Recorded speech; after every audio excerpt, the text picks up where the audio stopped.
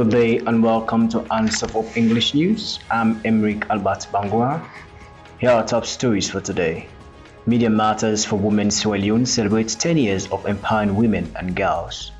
University of Sierra Leone (FBC) offers short course in computer literacy to enhance graduates' digital skills. Now let's delve into the news in more detail.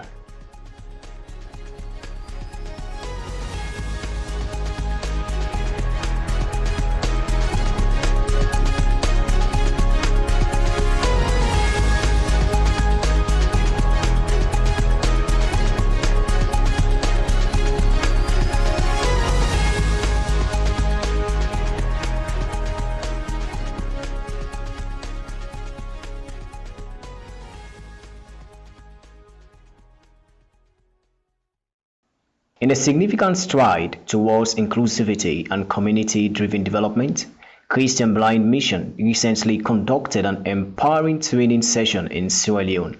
The workshop aimed at promoting the active participation and inclusive of persons with disabilities in local community development, brought together key stakeholders and partners in the field.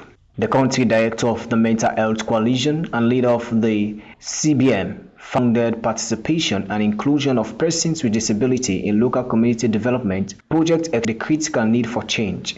He emphasized that while education had been taking place in the country, a major challenge remained unaddressed. PWDs were not adequately considered in terms of the learning environment, teaching content, and learning materials. This omission hindered the acquisitions of essential skills for these children, making it difficult for them to access quality education. The primary objectives of the training was to instill a community-based inclusive development approach in the participants' minds. This approach underscores the pivotal role that the school, community, and environment play in ensuring that children with disabilities have the opportunity to attend school.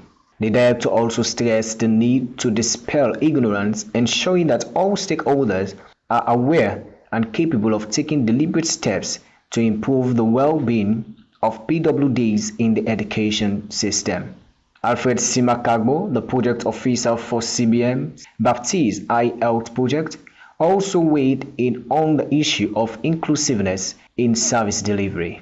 He noted that the organization has undertaken a project for 4 years aiming to integrate all individuals in need of eye care services. Reflecting on the training, Alfred highlighted the importance of inclusiveness and comprehensiveness in delivering eye care services.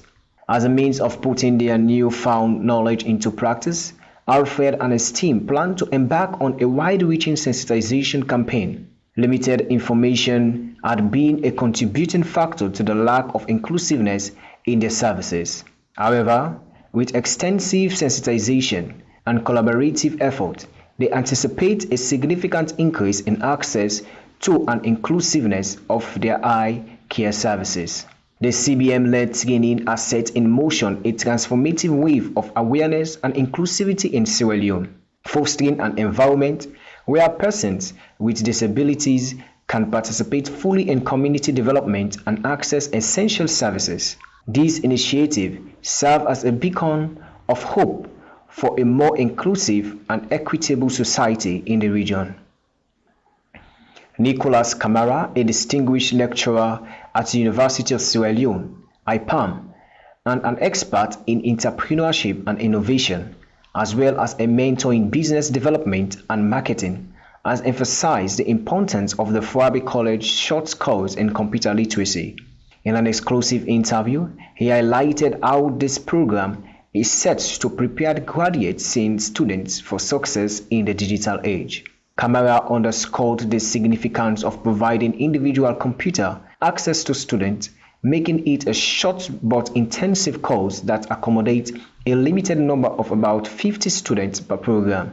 The rationale behind this initiative is to address a pressing issue in the job market: the disqualification of graduates due to their lack of computer literacy skills.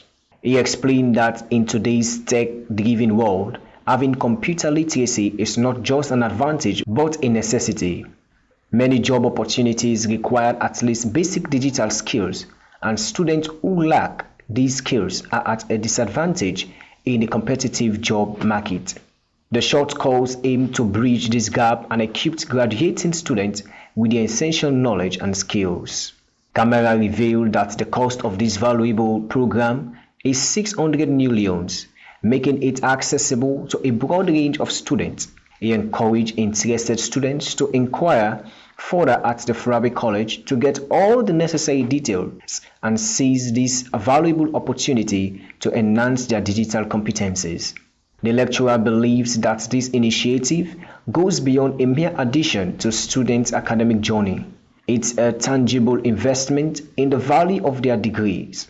By integrating computer literacy training into the curriculum, the university is arming its graduates with a crucial set of core competencies, making their degrees more competitive and relevant in today's ever-evolving job market.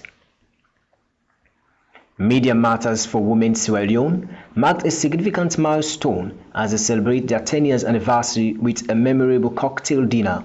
The organization, led by Executive Director Florence, has emerged as a household name, extending its reach to the last mile and villages across the country. Their mission as a movement-building organization is clear, ensuring every woman and girl has access to essential information to make informed choices regarding their reproductive health and rights while enabling them to confidently address issues that affect them. Florence Cisse, Executive Director of Media Matter for Women, expressed her pride in the organization's decade of achievement, emphasizing the remarkable shift in women's and girls' participation in decision-making processes. Subjects once considered taboo are now openly discussed, breaking barriers that previously confined women's voices. Media Matters for Women's impact is undeniable, as their listenership has grown from 10,000 to an impressive over 60,000 dedicated followers. Florence acknowledged Africell as one of their steadfast supporters, especially for their frontline workers. In a captivating keynote address, the Minister of Gender and Children's Affairs, Aissata Mahoy, outlined her ministry's commitment to rectifying gender imbalances within Sierra Leone. She highlighted the country's role as a signatory to numerous international and regional instruments advocating for women's advancement. One notable mention was the Beijing Declaration of Platform for Action, adopted in 1995, which delineates 12 critical areas for gender equality and women's empowerment. Minister Mahoy also recognized the detrimental impact of violence and degrading of pornographic media products on women's participation in society. To address these challenges, the government, through a ministry, implemented a gender equality and women empowerment policy in 2018. Further solidifying Sierra Leone's commitment to the cause. To emphasize the real impact of Media Matters for women's work, women beneficiaries share heartfelt testimonies during the event. These testimonies shed a light on the tangible and positive changes in their lives, comparing their present circumstances in previous years. You are still listening to HandsofHope English News live on HandsofHope Radio 100.5 FM in Freetown. Now for the latest international news. In a recent report by the BBC, a convoy of UN peacekeepers from Chad has reached the Malian city of Gao as part of a nationwide withdrawal of the force. This troop understood a challenging journey covering hundreds of kilometers from outposts in northern Mali, specifically from Tessalit and Ogiok, all while navigating what the UN described as perilous conditions. The decision to travel by road was made partly because authorities did not grant clearance for flights. The backdrops to this withdrawal is the demand from Mali's military government for the UN force to leave the country by the end of the year. They argue that the decade-long mission against Islamist militants has not achieved its objectives.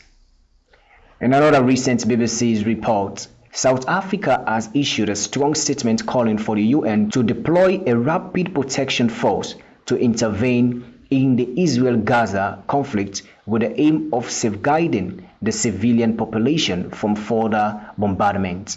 South Africa's International Relations Ministry specifically highlighted the significant number of children who have tragically lost their lives in the conflict and accused Israel of violating international law.